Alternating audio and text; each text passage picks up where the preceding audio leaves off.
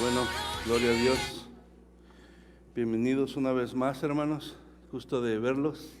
Un abrazo fuerte para todos.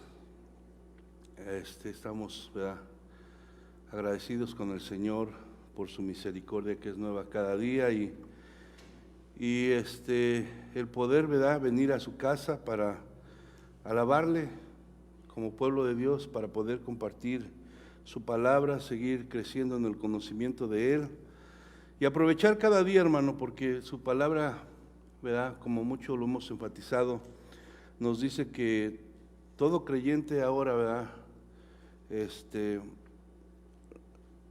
sabemos la razón de nuestra existencia, amén. Y ahora nosotros sabemos que existimos para alabanza y gloria de nuestro Dios y Creador, amén. Antes, pues, vivíamos como queríamos y teníamos muchas metas, y en la mayoría de esas metas, pues, Dios no estaba incluido, ¿verdad?, porque vivimos para nosotros mismos.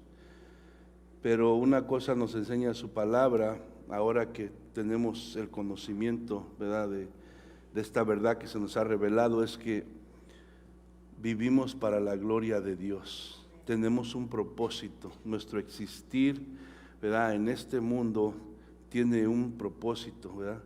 Y el primero es servir, ¿verdad?, a nuestro Dios, a nuestro Creador, y buscar hacer su voluntad cada día, amén. Hermanos, pues no sé cuántos estuvieron aquí la semana pasada, donde comenzamos lo que es el capítulo 1 del Evangelio de Mateo.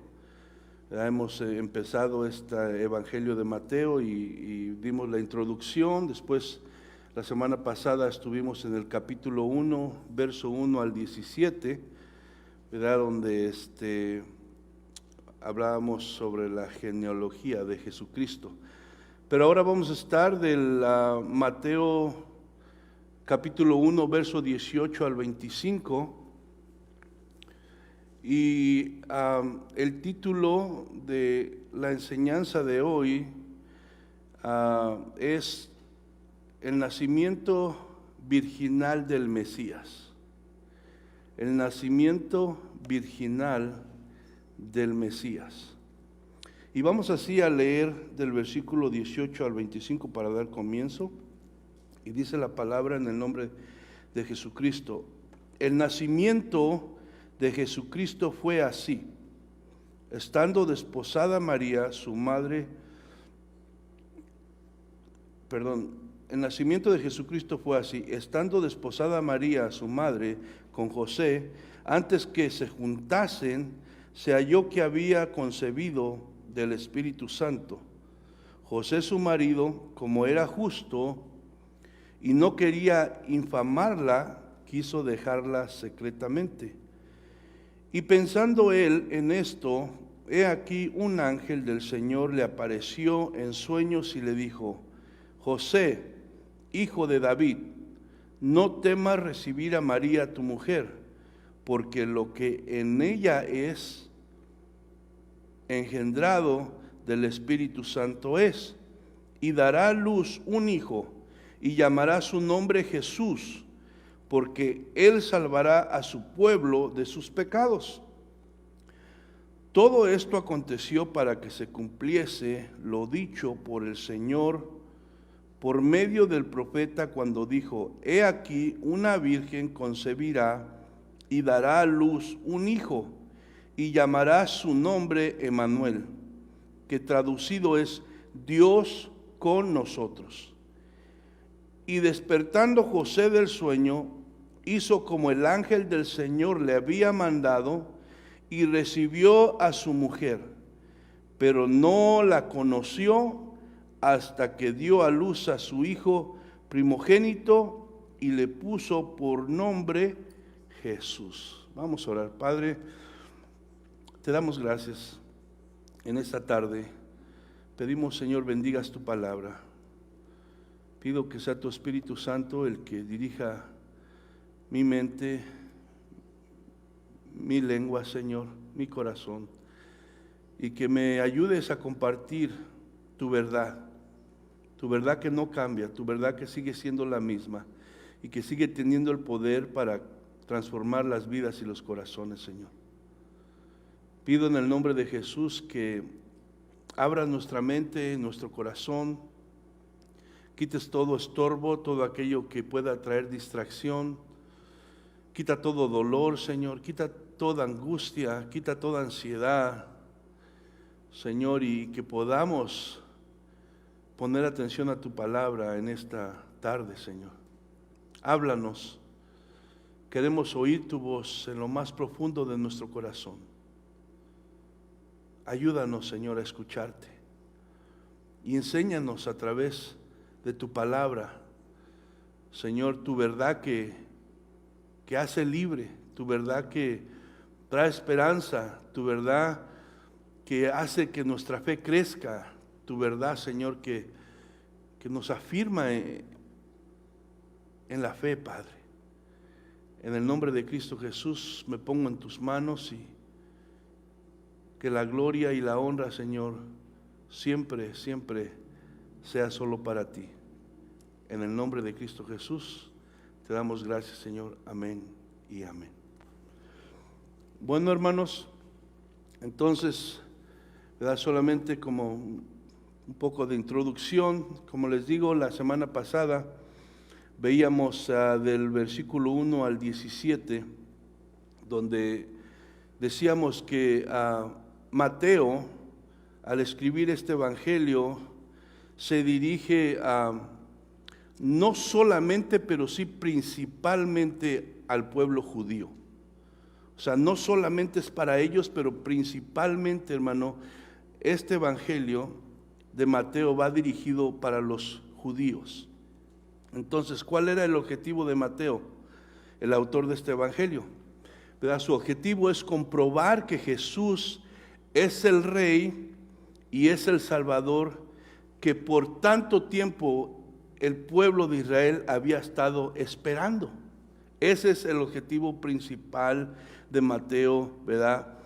Al escribir este evangelio, al dirigirlo a los judíos, que comprueben, o que entiendan, ¿verdad?, que Jesús es el Rey y el Salvador que ellos por tanto tiempo habían estado esperando.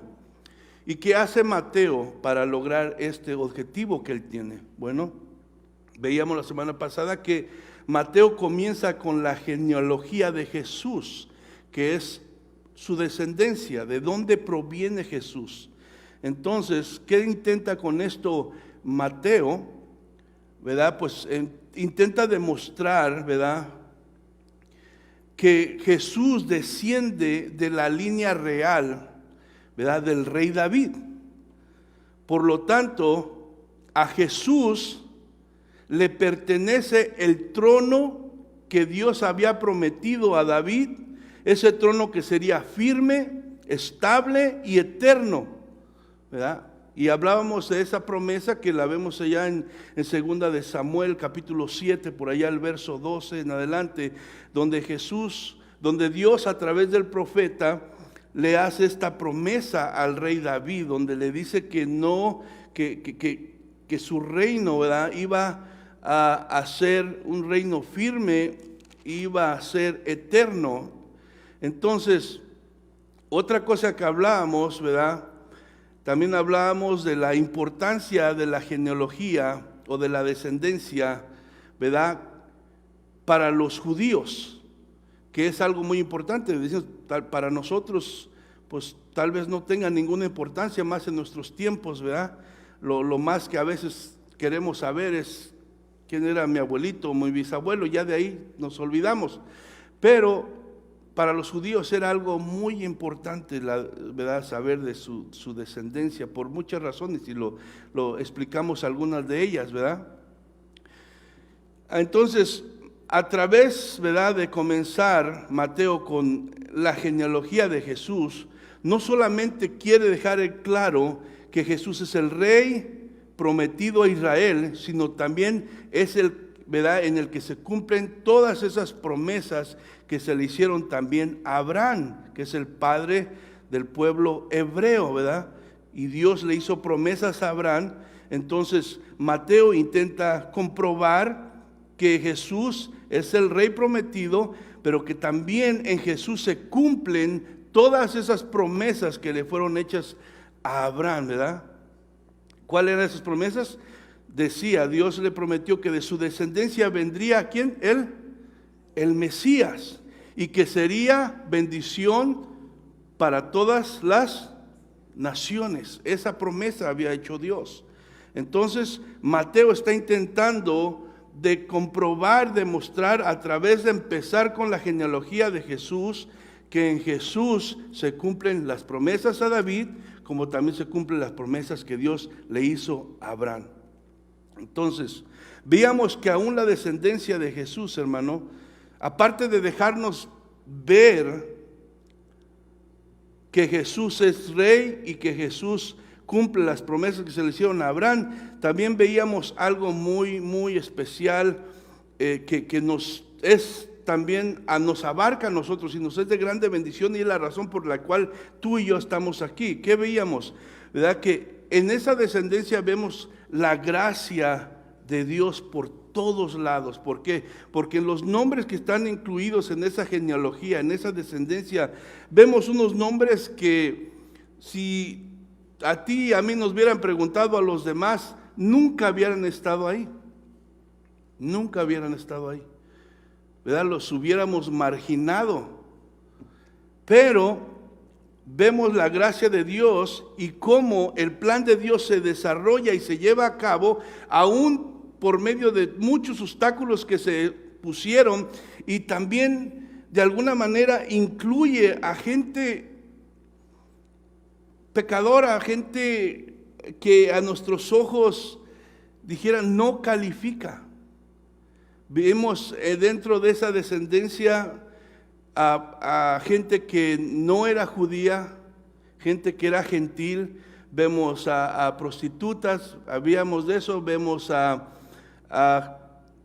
gente que pues eran como tú y como yo, que no eran perfectos y que cometían muchos errores.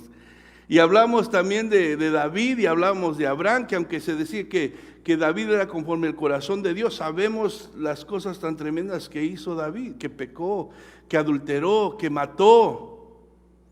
Veíamos a Abraham, al padre de la fe, cómo mintió varias veces por temor a perder su vida también. Entonces vemos que a pesar de ver a estas gentes imperfectas, Dios usa sus vidas para, por medio de eso, llevar su plan que Él tiene de salvar a la humanidad. Y esa gracia que vemos ahí en esa genealogía, pues le digo, es la explicación de por qué tú y yo estamos aquí. Muchas veces nos preguntamos, Señor, ¿por qué no lo merezco? Señor, mira, trato y sigo fallando y esto y lo otro, y nos vemos todos los efectos. ¿Y por qué? Es por la gracia de Dios que estamos tú y yo aquí. La gracia de Dios solamente. Porque si no fuera por su gracia, hermano, olvídate.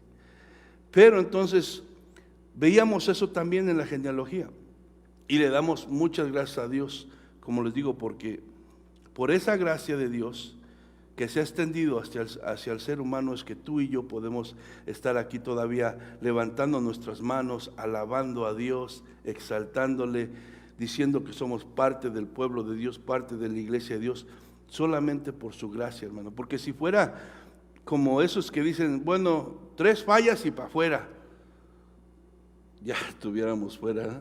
¿Cuántos han fallado más de 3 veces? Entonces, hermano, ya estuviéramos descalificados. Pero es la gracia de Dios que nos tiene aquí. Entonces, debemos, hermanos, recordar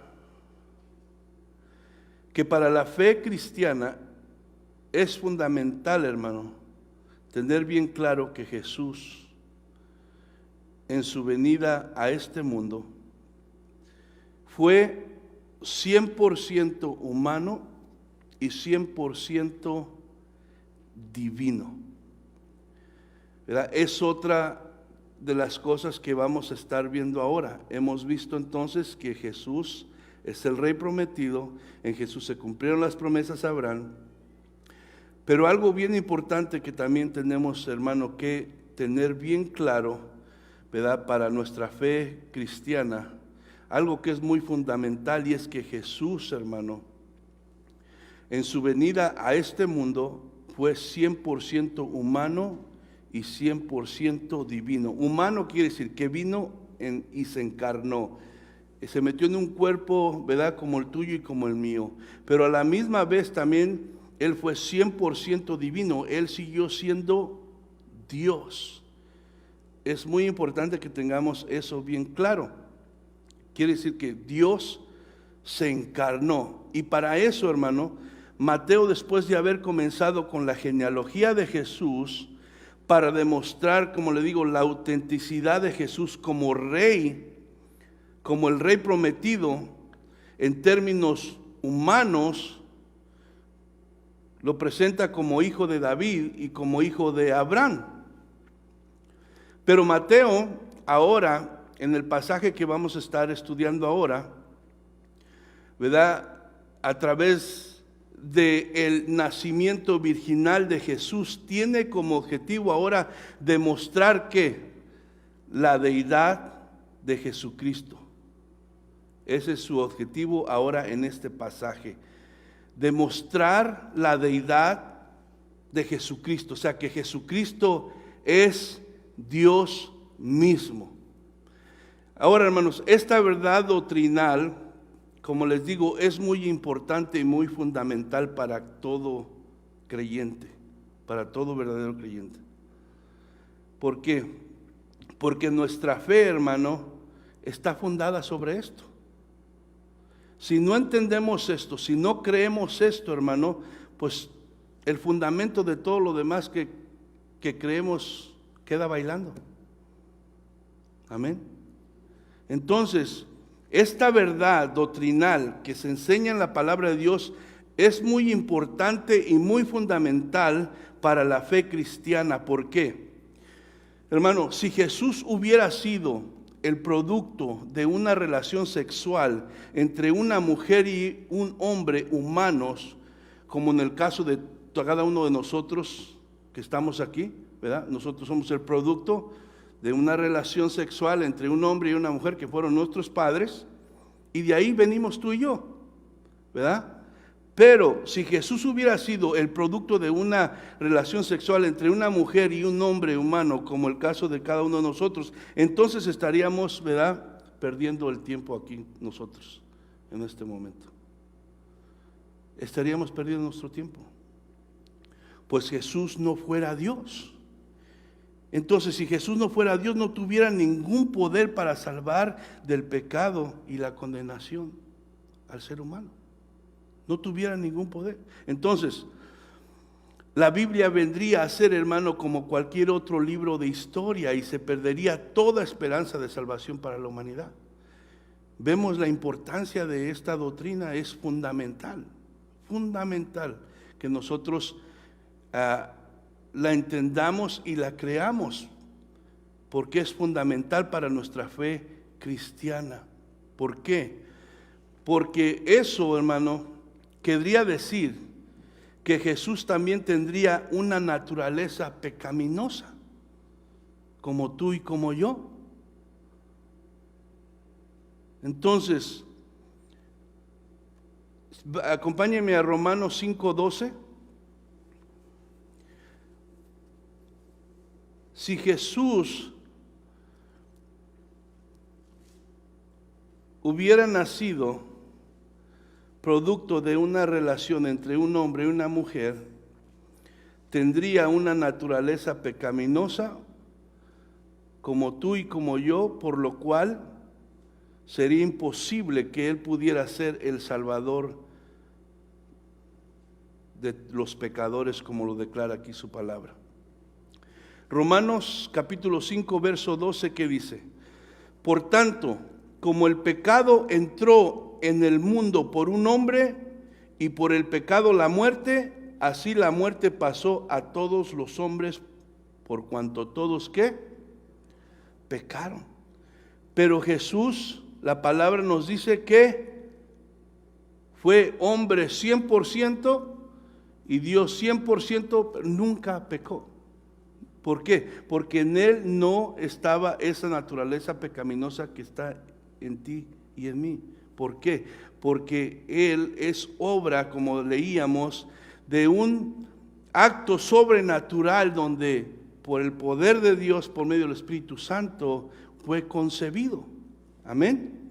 Entonces, por tanto, la enseñanza de la muerte sustitutoria en la cruz de Jesús por el hombre pecador y la resurrección de los muertos para dar vida eterna a todo aquel que ponga su fe en Él, no tendrían ningún sentido y perdieran toda credibilidad si Jesús no hubiera nacido, ¿verdad?, de un nacimiento virginal por obra del poder del Espíritu Santo. Entonces, estas otras enseñanzas, como, ¿verdad?, la enseñanza de la doctrina de la obra sustitutoria, no sé si sabe qué es eso, es que Jesús ocupó nuestro lugar. Nosotros debíamos haber sido los que hubiéramos estado en la cruz pagando por nuestro pecado, pero Él tomó nuestro lugar, llevó nuestros pecados para que usted y yo pudiéramos obtener el perdón y la salvación.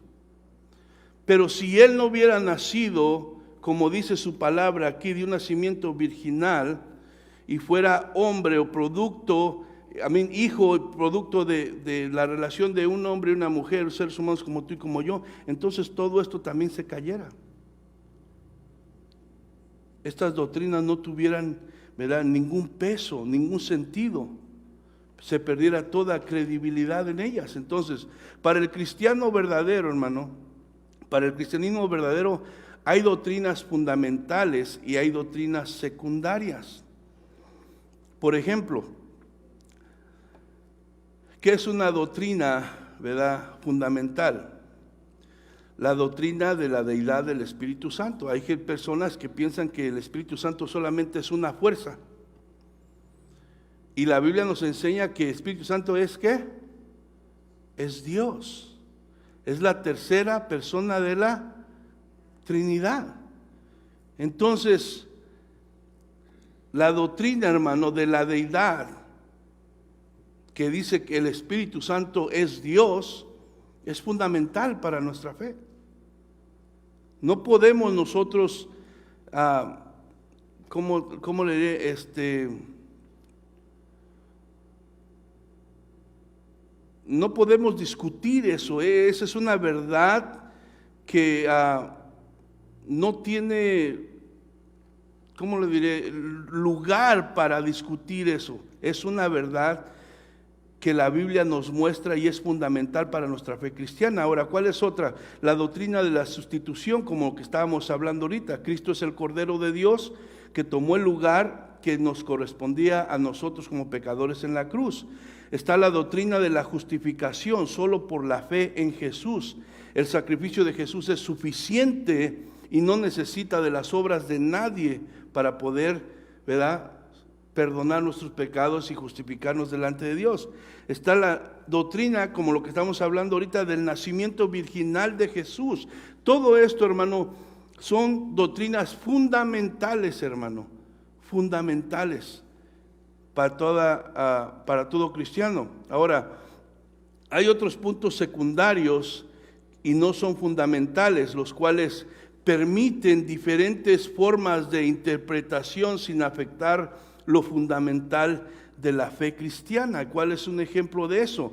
La forma de adorar en las congregaciones. Una congregación le gusta adorar de una manera, otra congregación le gusta adorar de otra manera, y cada quien adora como quiere y no hay ningún problema, ¿verdad? Unos quieren brincar, saltar, levantar sus manos, gloria a Dios, mientras lo hagan para Dios con todo su corazón, gloria a Dios. Otros nada más quieren levantar su mano y cerrar sus ojos y llorar, o gloria a Dios, no hay ningún problema. Eso es algo secundario, ¿verdad? Tiene lugar, ¿verdad?, para que haya diferentes formas de hacerlo y no pasa nada. Entonces, otra doctrina secundaria son las diferentes posturas sobre eventos del futuro, la escatología, como las cosas que van a pasar. Unos piensan que el rapto va a ser antes de la tribulación, otros que a la mitad de la tribulación, a los 3 años y medio, otros que al final de la tribulación, y es un ejemplo, hay varias cosas. Entonces, hay espacio que permiten tener diferente interpretación y no pasa nada. Pero las doctrinas fundamentales, ahí sí no hay espacio para que haya diferentes opiniones. Es así, porque de ahí depende, ahí está basada, ahí está sostenida y fundamentada nuestra fe. Amén.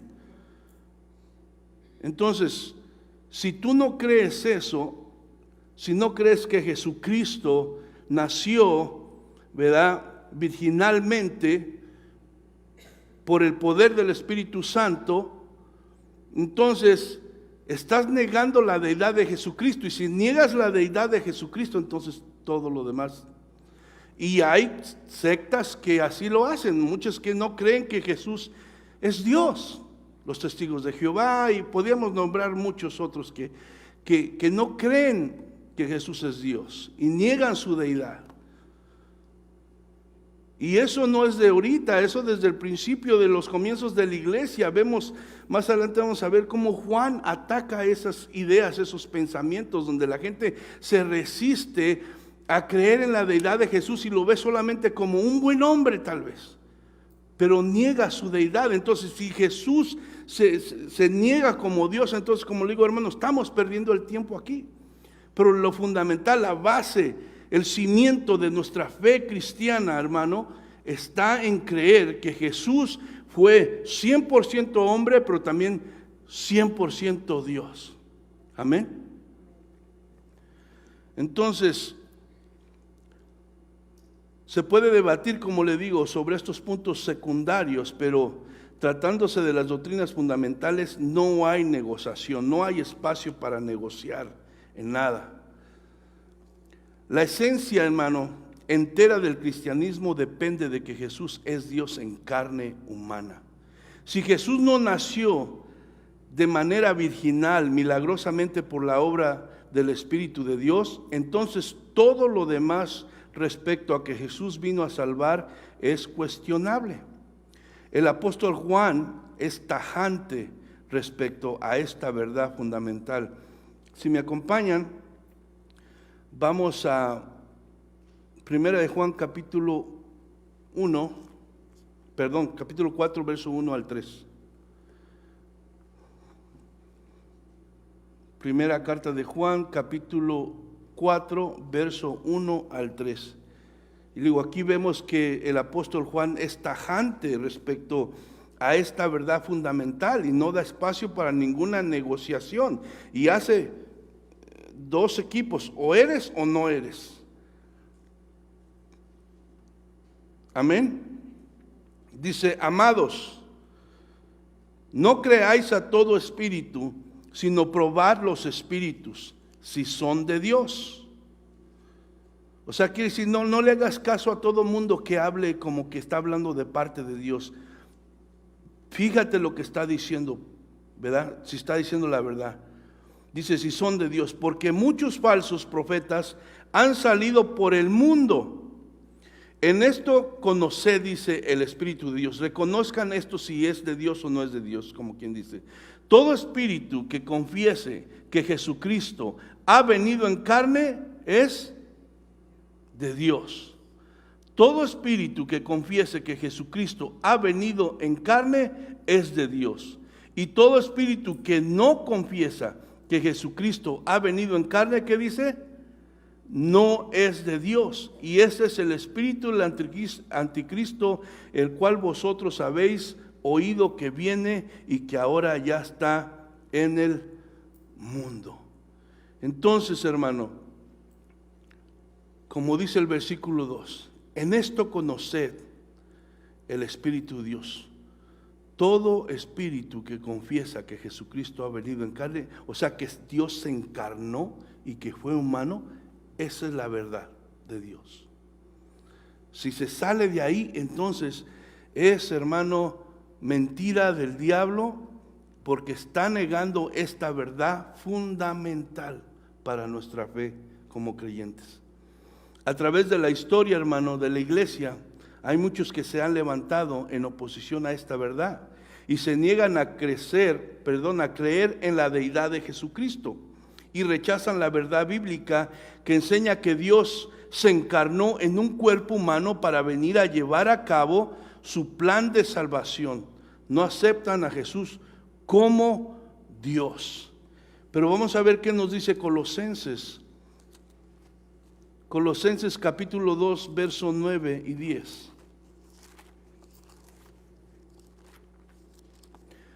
Colosenses capítulo 2, verso 9 y verso 10.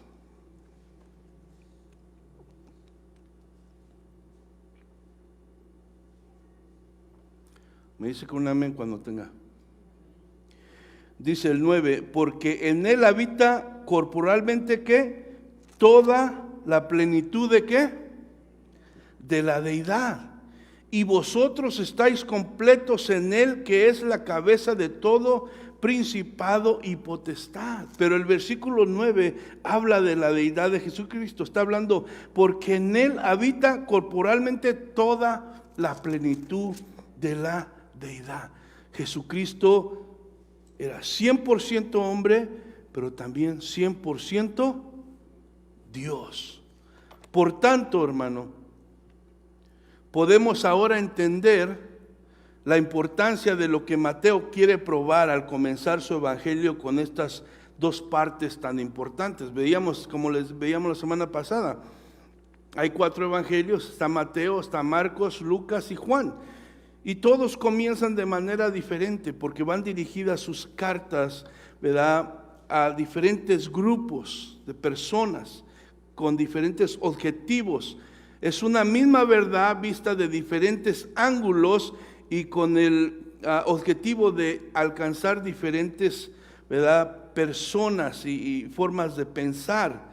Entonces aquí Mateo está tratando de llegar a los judíos que conocen la palabra, que conocen las promesas, y está tratando de llegar a ellos con pruebas, ¿verdad?, que les hagan tener la certeza de quién es Jesús, aquel que fue crucificado y resucitó al tercer día, que es verdaderamente el Mesías que por tanto tiempo habían esperado. Era el Hijo de Dios, era el Rey que se le prometió, ¿verdad?, a David, que vendría y se sentaría en su trono, y era aquel por el cual se cumplían todas aquellas promesas que se le prometieron a Abraham. Entonces, como les digo, ahora podemos entender por qué Mateo empezó de esta manera, en algo que de repente se nos parece muy aburrido, que queremos brincarlo, no nos gusta leer las genealogías, son muy largas, un montón de nombres nada más que ya, no, la verdad a nadie le gusta. Pero vemos por qué comienza de esta manera, porque tiene un objetivo, hermano, probar todo esto. Entonces, estas dos partes con las cuales comienza Jesús, que es la genealogía y ahora el nacimiento virginal de Jesucristo, son importantísimas para lo que Él quiere alcanzar, ¿verdad? La genealogía de Jesucristo como descendiente de David y de Abraham, para mostrar la humanidad de Jesús, su lado humano. Y ahora, en el verso que estamos viendo ahora, que es su nacimiento virginal, Él lo pone para dar testimonio de la deidad de Jesús, que Jesús es Dios, Hijo de Dios, ¿verdad?, engendrado, concebido por el poder del Espíritu Santo. Amén.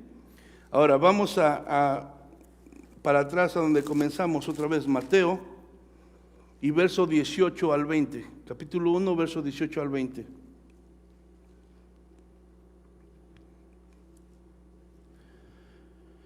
Dice, el nacimiento de Jesucristo fue así: estando desposada María su madre con José, antes que se juntasen, se halló que había concebido del Espíritu Santo. José su marido, como era justo y no quería infamarla, quiso dejarla secretamente.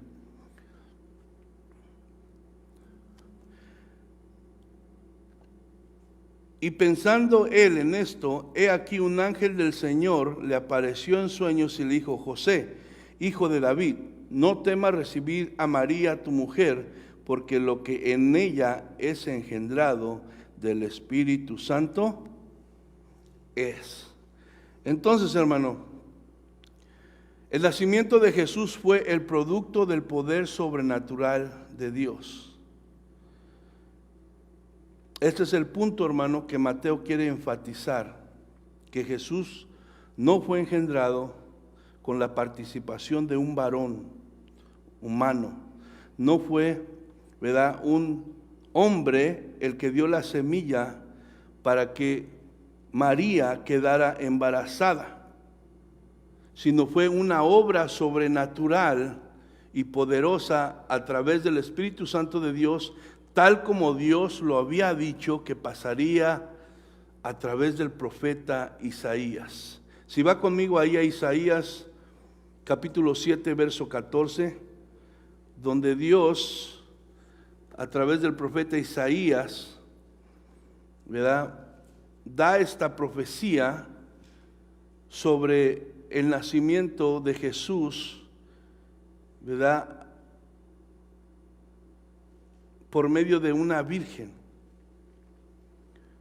Isaías capítulo 7, verso 14.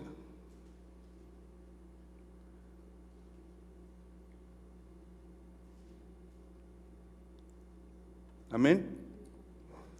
Dice, por tanto, el Señor mismo os dará señal. He aquí que la Virgen concebirá y dará a luz un hijo y llamará su nombre Emmanuel. Vemos, hermano, que Dios aquí estaba muchos años antes, 700, 800 años, dando esta profecía de lo que iba a suceder. Y dice aquí el profeta Isaías, el Señor mismo os dará señal. Señal, hermano, nos da a entender un hecho poderoso de Dios. Un hecho poderoso de Dios, hermano. Y vamos a ver un poco más en Lucas, capítulo 1, verso 26 al 35. Nos da un relato más amplio de lo que sucedió, ¿verdad? Cuando el ángel se le apareció a María para comunicarle lo que Dios iba a hacer a través de ella. Amén. Lucas capítulo 1, verso 26 al 35, vamos a leerlo. Dice, el sexto mes, el ángel Gabriel fue enviado por Dios a una ciudad de Galilea llamada Nazaret, a una virgen desposada con un varón que se llamaba José, de la casa de David. Y el nombre de la virgen era María. Y entrando el ángel en donde ella estaba, dijo, salve muy favorecida, el Señor es contigo, bendita tú entre las mujeres. Mas ella, cuando le vio, se turbó por sus palabras y pensaba, ¿qué salutación sería esta? Entonces el ángel le dijo, María, no temas, porque has hallado gracia delante de Dios. Y ahora concebirás en tu vientre y darás a luz un hijo y llamarás su nombre Jesús. Este será grande y será llamado Hijo del Altísimo. Y el Señor Dios le dará el trono de David, su padre, y reinará sobre la casa de Jacob para siempre, y su reino no tendrá fin. Entonces María dijo al ángel, ¿cómo será esto? Pues no conozco varón. Respondiendo el ángel le dijo, el Espíritu Santo vendrá sobre ti, y el poder del Altísimo te cubrirá con su sombra, por lo cual también el santo ser que nacerá será llamado Hijo de Dios. Entonces, ¿cuál era la señal que hablaba el profeta Isaías? ¿Cuál era ese hecho poderoso, verdad, que iba a suceder?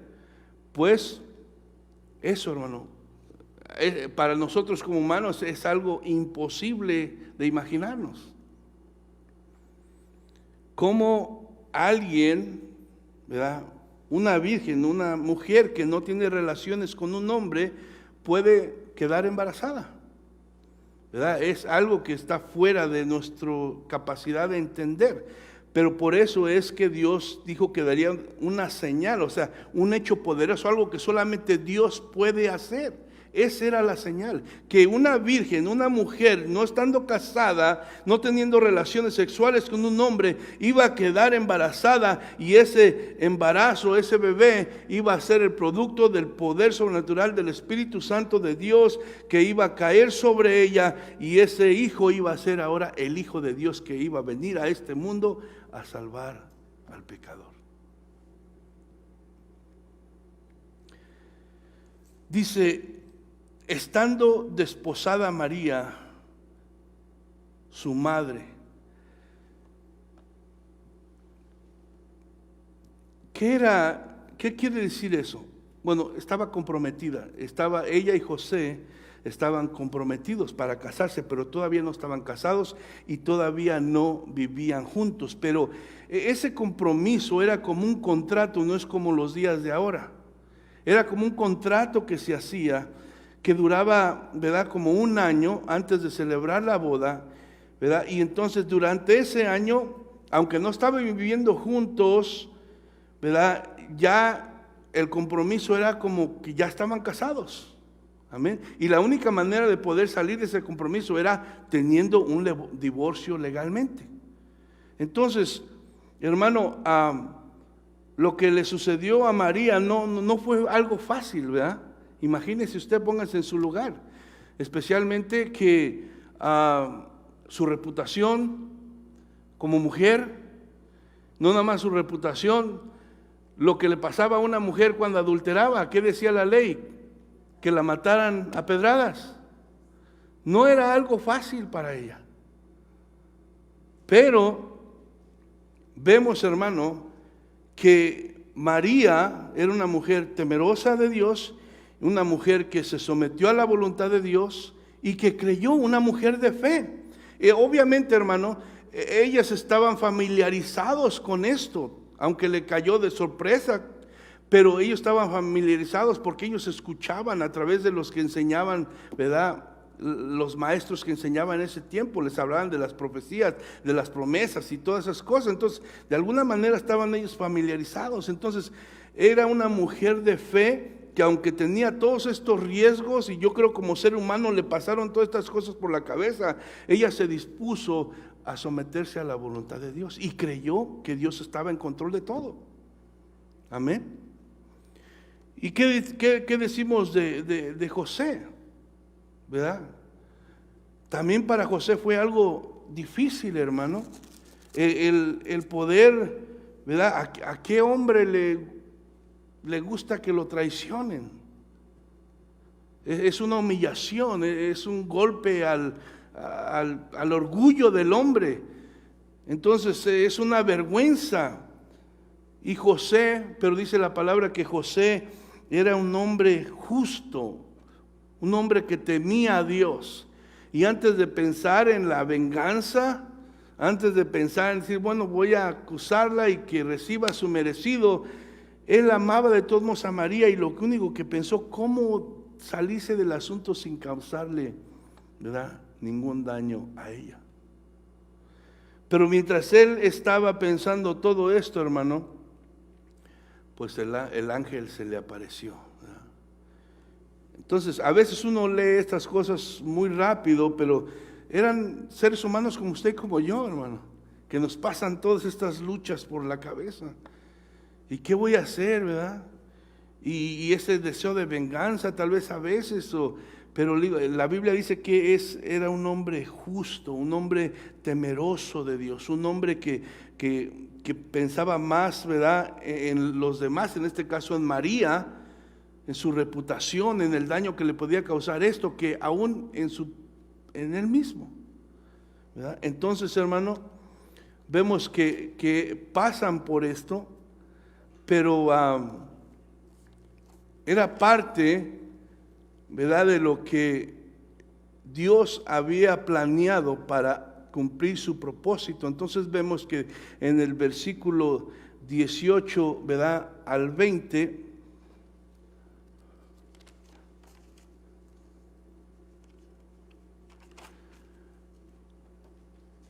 Vemos entonces algo que podemos aprender, que es la actitud tanto de José como de María, que nos pueden dar ejemplo de cómo nosotros debemos de actuar, aun cuando muchas veces no entendemos los propósitos y los planes de Dios. Nosotros debemos de actuar con fe y debemos también, ¿verdad?, de actuar con sometimiento a la voluntad de Dios a nuestras vidas, aunque a veces no sabemos qué va a ser más adelante. Amén. Tenemos que confiar en lo que Dios nos está diciendo. Y muchas veces leemos la palabra, nos dice exactamente qué es el plan de Dios, pero muchas veces nosotros estamos inseguros, ¿verdad?, por lo que está pasando en ese momento y qué será y qué van a decir y qué me va a causar esto. Pero uno debe de confiar en la palabra, así como ellos confiaron en lo que el ángel les estaba diciendo. Amén. Entonces vemos cómo Dios mueve las cosas, ¿verdad?, de una manera sobrenatural.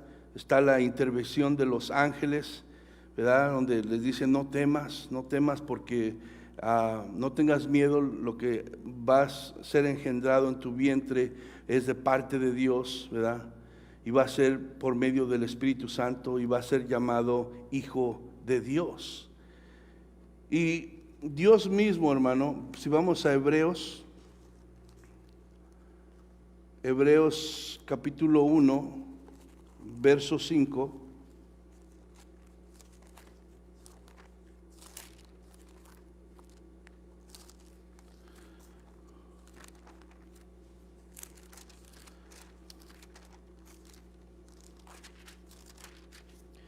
Hebreos capítulo 1, verso 5 dice: porque ¿a cuál de los ángeles dijo Dios jamás, mi hijo eres tú, yo te he engendrado hoy, y otra vez yo seré a él padre, y él me será a mí hijo? Entonces vemos, ¿verdad?, cómo aquí el escritor de los Hebreos está de alguna manera respaldando y confirmando, ¿verdad?, que Jesús, ¿verdad?, es el Hijo de Dios, que Jesús es divino, no solamente, ¿verdad?, Él fue 100% hombre, sino fue 100% Dios, y aún mismo Dios Padre le llama Hijo. Y así como le dijo el ángel a María, ¿verdad?, que será llamado Hijo de Dios. Porque ¿a cuál de los ángeles dijo Dios jamás, mi hijo eres tú, y yo te he engendrado hoy, y otra vez yo seré el Padre, a él Padre, y él me será a mí hijo? Y vamos ahí otra vez a Mateo 1:21, ¿verdad? Son tres cosas que estoy viendo rápidamente que son importantes y producto del nacimiento virginal de Jesús, ¿verdad? Primero, el nacimiento de Jesús fue el producto del poder sobrenatural de Dios. Segundo, el nacimiento de Jesús en la encarnación tiene como misión principal salvar a los pecadores. Y vamos a leer el verso 21. Dice el verso 21: y dará a luz un hijo y llamará su nombre Jesús, porque él salvará a su pueblo de sus pecados. Entonces, como en segundo lugar, el nacimiento de Jesús, o sea, su encarnación, tiene como misión principal también salvar a los pecadores. Jesús, hermano, no vino con el propósito de enseñarnos a vivir una vida exitosa, o como dice por ahí un libro, a vivir tu mejor vida aquí en la tierra.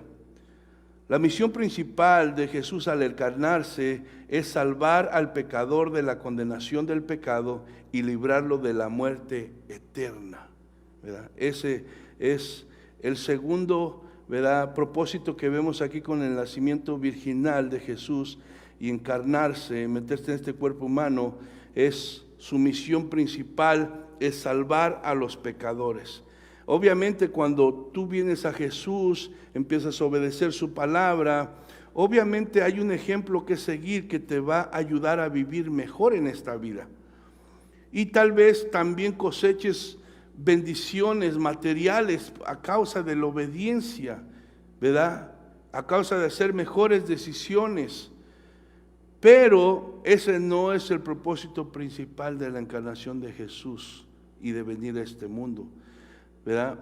Sino su propósito principal es salvar al pecador. De nada sirve que vivamos una vida más cómoda aquí, de nada sirve, ¿verdad?, que prosperemos en muchas cosas aquí si perdemos nuestra alma. Entonces, el propósito principal de Jesús no se logró. Amén. Su muerte sería en vano.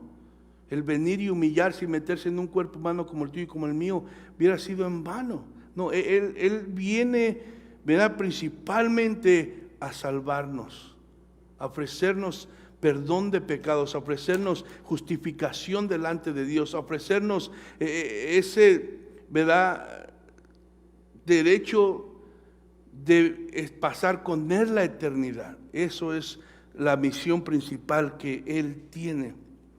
Entonces, hermano, el problema mayor de la humanidad, ¿cuál cree usted que sea? ¿Será que no tenga dónde vivir? ¿O será que no tenga dónde comer? ¿O será que no tenga el carro que quiere? ¿Será el problema? No, hermano. El problema mayor, hermano, de la humanidad es el pecado. El pecado. Entonces, la buena noticia, hermano, es que Jesús no vino a condenarnos, dice su palabra, a nadie, sino a salvar ¿a quién? Al pecador. El mayor problema de la humanidad es el pecado, pero la buena noticia es que Jesús no vino solamente a hacernos entender que estábamos en pecado, sino vino a salvarnos del pecado.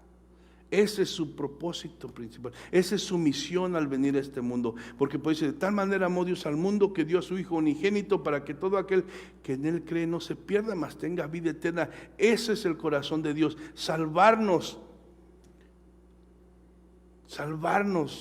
de la condenación del pecado. Amén. Ahora vamos a ver Mateo 1, 22 y 23. Y vamos a ver también que el nacimiento virginal de Jesús es el cumplimiento también de la palabra de Dios.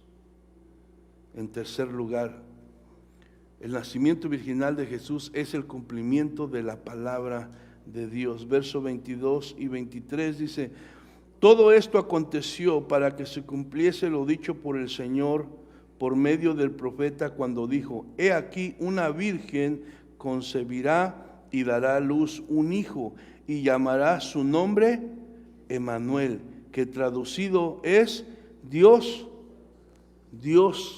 con nosotros. Como habíamos visto anteriormente, Dios había anunciado de antemano el acto sobrenatural que daría como resultado el nacimiento de Jesús, la encarnación de Dios en la persona de nuestro Señor Jesucristo. Entonces, Mateo, hermano, quiere resaltar la fidelidad de Dios a sus promesas, las cuales se veían cumplidas en la persona de Jesucristo. Es una de las cosas que quiere recalcar también aquí Mateo, ¿verdad? Al señalar este nacimiento virginal de Jesús, él quiere resaltar la fidelidad de Dios, hermano. Y hermano, cuando cantamos ese canto que habla, ¿verdad? Tu fidelidad es grande, tu fidelidad incomparable, es nadie como tú. La verdad, hermano, que Dios es fiel. Dios es fiel a sus promesas. Dios es fiel, hermano, aun cuando tú y yo somos infieles, Él permanece fiel. Y Mateo aquí que estaba diciendo, ¿verdad? Dios es fiel, lo que Él prometió se está cumpliendo a través del nacimiento virginal de Jesús. Jesús es Dios. Jesús es el Rey prometido. Jesús es el Mesías. Jesús vino a salvar. Jesús es el libertador que tanto hemos esperado. Es lo que Mateo estaba diciendo. Él quería resaltar la fidelidad de Dios y sus promesas, hermano. Dios ha prometido salvación a su pueblo y a toda la humanidad.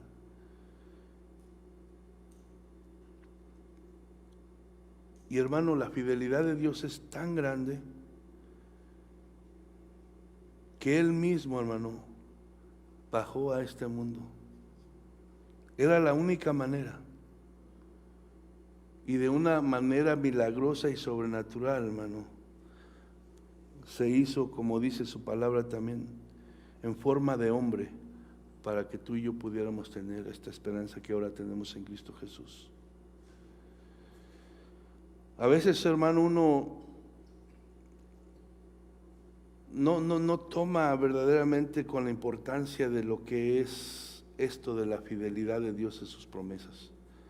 Pero imagínense usted nada más que usted ahorita y yo estuviéramos en Israel, en lo que está pasando. O también en Gaza, donde hay muchos cristianos también. Y lo único que tienes son las promesas de Dios. Lo único que tienes son las promesas de Dios, de dónde agarrarte.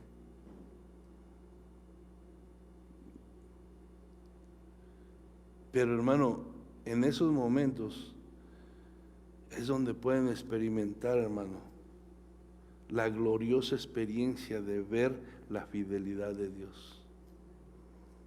Que Dios es fiel, que Él lo que promete lo cumple. Hermano, y eso es lo que tú y yo nos tenemos que agarrar de eso. Tenemos que agarrarnos, ¿verdad?, de esa certeza, ¿verdad?, y meterla en nuestro corazón para que confiemos en Él, para que vivamos para Él, sabiendo, hermano, que Dios es fiel, que todo lo que ha dicho Él se va a cumplir. Para que eso nos ayude a nosotros, hermano, a buscarle con más fidelidad también, con más amor, con más entrega, con más dedicación, sabiendo que se va a cumplir todo lo que dice su palabra.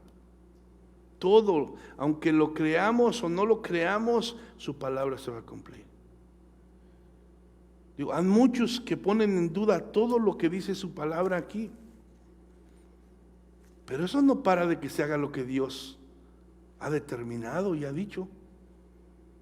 Lo han querido parar, el diablo lo ha querido parar, ha habido muchos obstáculos, pero lo que Dios ha prometido y lo que ha dicho se ha hecho y se sigue haciendo, porque no hay nadie que pueda parar lo que Dios ha determinado, porque Dios es Dios y Dios es soberano y tiene el poder para cumplir sus promesas y llevar a cabo su plan perfecto que trazó desde antes de la fundación del mundo, para que todo aquel que ponga su fe en Jesús pueda obtener esa salvación que Él quiere darnos y ese perdón de pecados, hermano. Entonces, hermano, Dios mismo bajó, dice que, y llamará su nombre Emmanuel, que traducido es Dios con nosotros. Literalmente Dios se humilló, bajó, se metió en un cuerpo humano para poder estar entre nosotros. Por eso Jesús dice, el reino de Dios se ha acercado, porque Dios vino a nosotros, se metió en la humanidad, en este mundo, para poder darnos esa salvación. Entonces Dios cumplió su promesa. Por lo tanto, hermano, vemos que Mateo, como, ¿verdad?, resumen general, resalta 3 puntos: la divinidad de Jesús, la misión principal de Jesús, que es salvar, y la fidelidad de Dios a sus promesas. Voy a decirlo una vez más, resumiendo lo que hemos hablado. Mateo tiene, ¿verdad?, 3 puntos que quiere resaltar aquí, Y uno de ellos es la divinidad de Jesús. Jesús es 100% hombre, pero Jesús es 100% Dios. La misión principal de Jesús es salvar, y también Mateo quiere resaltar que la fidelidad de Dios a sus promesas, ¿verdad?, es algo real que nunca falla, porque son promesas hechas por Dios. El nacimiento virginal de Jesucristo es el cumplimiento de las promesas que Dios hizo a su pueblo. Y llamarás a su nombre Emmanuel, Dios con nosotros. Dios vino, hermano, a reconciliar al mundo con Él. Vino a quitar el velo que nos impedía, hermano, tener una comunión con su presencia. Dios con nosotros. Y ese es el motivo, hermano, por lo cual celebramos cada Navidad. Amén. Que Dios vino a través de Jesucristo y nació de una manera sobrenatural a través de una virgen, para poder, hermano, nosotros tener la esperanza de la salvación. Y por eso, hermano, nosotros celebramos en Navidad ese grande acontecimiento. Amén. Entonces, hermano, con eso terminamos ahora. Y como le digo, era importante en ese entonces para Mateo establecer estas verdades fundamentales. Es importante en este tiempo para usted y para mí tener esta verdad doctrinal fundamental bien clara, ¿verdad?, en nuestro corazón, porque de ahí depende todo lo demás que creemos como cristianos, como creyentes. Si nosotros no entendemos, no tenemos claro, no creemos esto, entonces todo lo demás no tiene sentido. Si Jesús no es Dios, mejor vámonos a la casa a ver televisión. Pero Jesús es Dios, amén. Él es nuestro Salvador. Pongámonos de pie, hermanos. Cristo viene pronto, el tiempo se acerca. Él dijo que vendría y lo va a cumplir. Amén. ¿Estamos preparados? ¿Estamos listos? Amén, ¿verdad? Pues ¿es por nuestras obras? No, es por lo que Cristo hizo. Pero nosotros, nuestro corazón debe estar puesto en Él, esperando su venida en cualquier momento, en cualquier instante. La vida cambia así, hermano. Israel se despertó hace 2 semanas en una pesadilla que no se imaginaba un día antes. Así cambia la vida, hermano.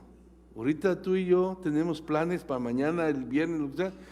En un momento cambian las cosas, hermano. Entonces, por eso tenemos que poner nuestra fe en Jesús, en su palabra, y agarrarnos de ella. Todo lo demás puede cambiar de un momento a otro, pero esta palabra no pasa, no cambia. Esta verdad sigue vigente. Las promesas de Dios son verdaderas y se van a cumplir. Y tú y yo estamos seguros mientras estemos en esta palabra. Amén. Padre, te damos gracias en esta tarde.